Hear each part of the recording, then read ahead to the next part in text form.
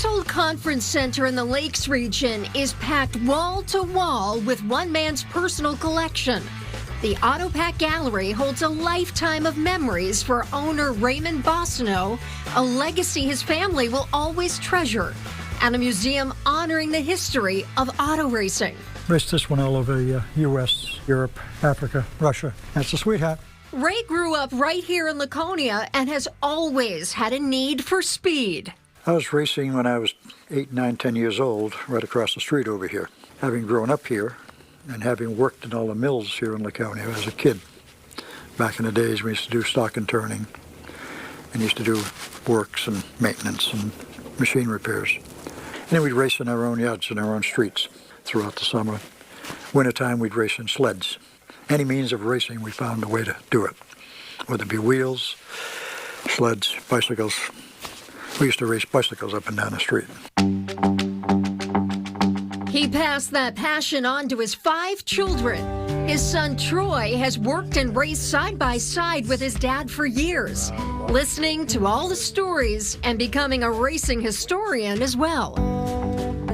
Well, this car here, you'll see it's a midget with a Volkswagen motor in it. This is probably around mid-70s, early 80s. The big thing with this car is my grandfather's car. I started when I was 5 years old in go-karts at Sugar Hill Speedway in Ware, New Hampshire, and racing. My sisters have all gone to Indianapolis and all different races around the world, so it just kind of was born and bred into us as a fun hobby to have. The first dirt race with this one, we took it up and we sent it straight up in the air during a practice. A veteran and small business owner, Ray started Electropack in the 70s, making circuit boards for clients around the world. We built for the Patriot missile.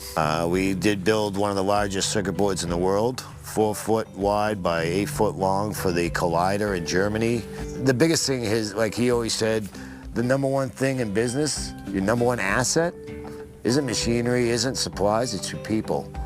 Your people is what builds the product. As the circuit board industry grew, so did Raymond's collection. We couldn't show them to any of our friends. It was something that he was very meticulous about, that it's a private, it's ours, and we got to keep it this way.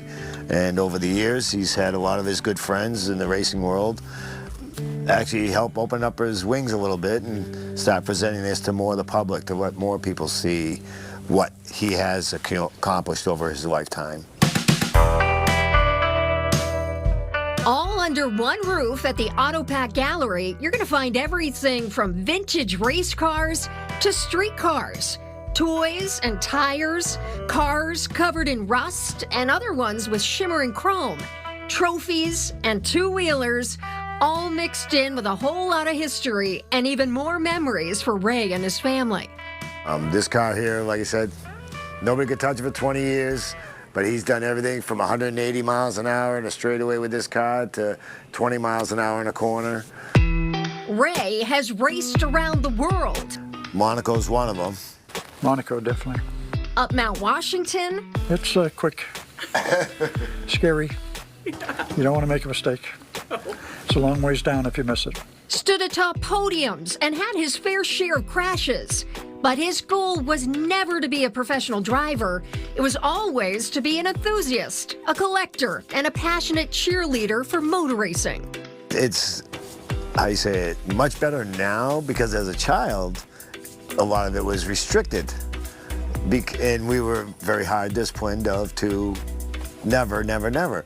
And now as it opens up, it's nice to be able to spend time and hear his stories of why did you buy this car? Why did you buy that car?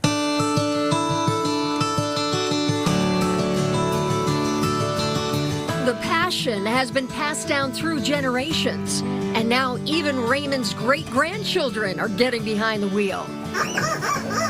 There's a lot of things that touch different people for different ways, whether it's a toy or a picture or an automobile of some sort.